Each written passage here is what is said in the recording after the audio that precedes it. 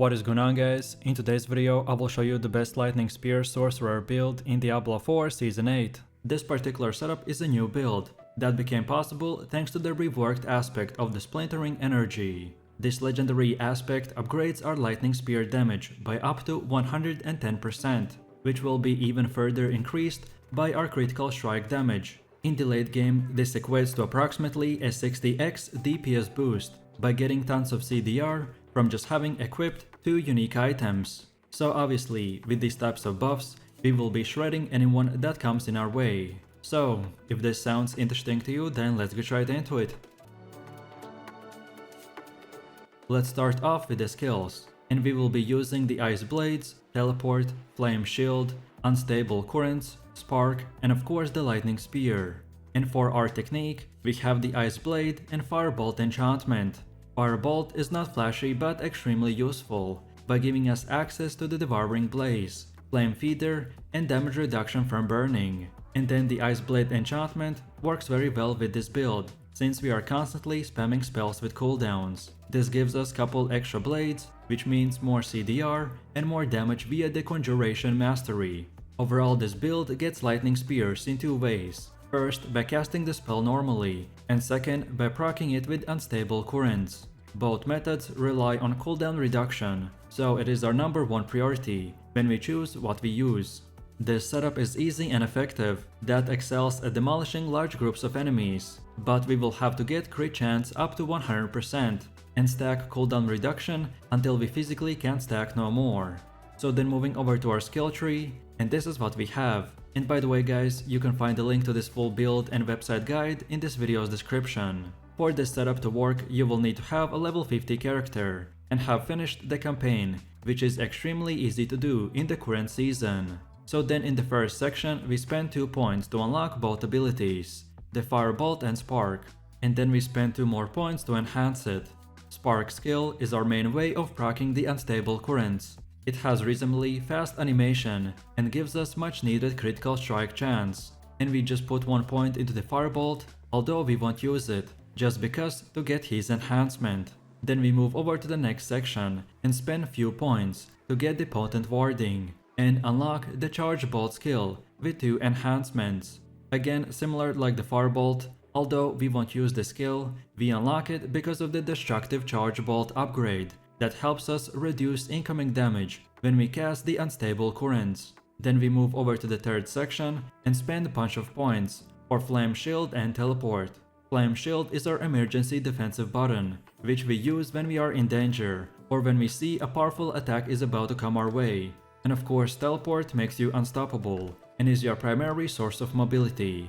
As a bonus, it also procs Unstable Currents. Then the next part is where we spend most of our points to get, most importantly, the Conjuration Mastery and align the elements, as well as unlocking the Ice Blades and Lightning Spear skills.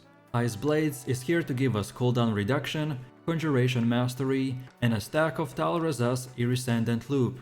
Of course, as this build name implies, the Lightning Spear is our main source of damage. Each cast will summon up to 3 Lightning Spears, so like everything else, we wanna spam it as soon as it comes off cooldown. Then after that, we go into one of the last sections to get the Devouring Blaze and Static Discharge. Static Discharge is needed to make the Overflowing Energy passive work, and also to activate the Charge Glyph or the Paragon board.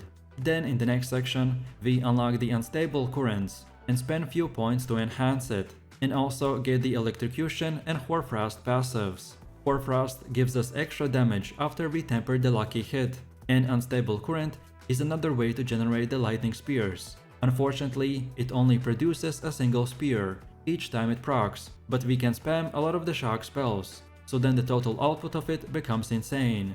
And finally, for our key passive, we select the Overflowing Energy. Since all of our damage is coming from shock skills with cooldown, Overflowing Energy is the best key passive for damage despite not having a multiplier. Then next up, let's take a quick look at our gear, and I will show you 2 setups.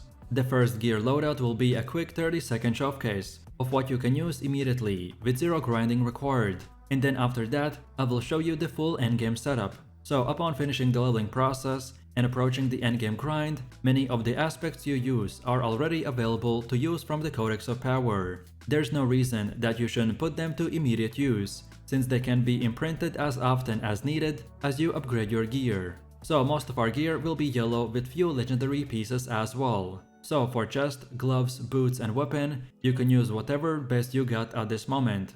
But then for legendary farming pieces, we want to get the aspect of disobedience on the helmet, then aspect of might on pants, then aspect of control on amulet, and finally on both rings, the prodigy's aspect and recharging aspect.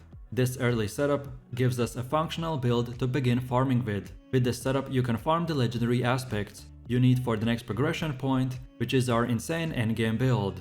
But then when you have a bit of grinding complete, so you get access to at least the hectic aspect and aspect of the orange herald, then now we can look into our fully completed endgame gear. So for the helm we equip the aspect of the orange herald, then for chest armor the aspect of concentration, for gloves the aspect of overwhelming current, for pants we have a unique item, the Tibolta's Will, for boots another unique item, the Essos Heirloom, and both of these pieces are vital for our build's crazy damage. Then for the weapon we have the aspect of shredding blades, and for offhand the Storm of Swell aspect, then for amulet the aspect of splintering energy. Then for our first ring we have our last important unique item, the Tal Rasha's iridescent loop, and for the second ring we have the conceited aspect. Then for gems, on the weapon we use the emerald for 25% critical strike damage, then for armor the ruby gem for 9% life, and finally for all three jewelry pieces we use the skull for more increased armor. Then next up let's go over to the Paragon board, and as there are 225 different choices that I made, so I won't explain each one's reasoning. But most importantly, what you need to know is that this board is optimized to give us as high damage as possible while reducing our cooldowns. So on the starter board, we follow this path and select the Elementalist glyph, which will increase our damage by 5% for every element that we hit on the enemy. Then for the second board, we have the Burning Instinct with the Tactician glyph, which will increase our damage by 10% after we cast a defensive skill for 4 seconds. Then next up we have the Enchantment Master board with the Reinforced glyph. This will give us 15% damage reduction while we have an active barrier. Then the Frigid Fate board with the Charge glyph for 5 to 15% increased damage when we pick up a Crackling Energy. Then now we move to the right side for the fifth board called the Ceaseless Conduct with the Destruction glyph for increased critical strike damage. This buff can stack up to 12%. Then we have the Searing Heat board with the Exploit glyph for increased damage against vulnerable enemies. Then we go back a bit to the 7th board, which is the Elemental Summoner with the Conjurant glyph for increased conjuring skill duration by 20%. And lastly, we go back to the end for Static Surge board with the Flame Feeder glyph for 10% damage increase to burning enemies. And don't forget guys to rotate each board to the right place, so it would look exactly like this setup. And now finally we have come to the last and final part, which is the gameplay and our skill rotations. And as this build is very spammy, so the exact order that you use the spells is not as important as just spamming and stacking all of your damage on top of each other. Like you can see from the gameplay, I activate all of my skills as soon as they're off cooldown. So Lightning Spear is our main source of damage. Each cast summons up to 3 lightning spears. Then the Unstable Currents is another way to generate lightning spears. Unfortunately, it only produces a single spear each time it procs, but we can spam a lot of the shock spells. Then the Spark is our main way of proccing Unstable Currents. It has reasonably fast animations and gives us much needed critical strike chance. Then Ice Blades is here to give us cooldown reduction. Then Teleport makes you unstoppable, and this means that all of the control impairing effects get removed or prevented, so we can constantly keep moving and doing DPS. And this also procs Unstable Currents. And finally we have the Flame Shield, that because of our Paragon board, which gives us more damage right after we use a defensive spell, so no matter if we are taking damage or not, we wanna use the Flame Shield to increase our damage even more for 4 seconds. So in a quick summary, this is the easiest build that you can just spam 24/7 and deal massive amounts of damage, and that's about it. So with that said, I really do appreciate everyone for watching guys, and I hope you enjoyed it. If you have any questions or suggestions, then feel free to leave your comments in the comment section down below. And while you're doing that, please click like, subscribe and enable that notification bell, so this way you could support the channel and not miss any more amazing content. With that said, you have an amazing day and I will see you in the next one, so take it easy, peace.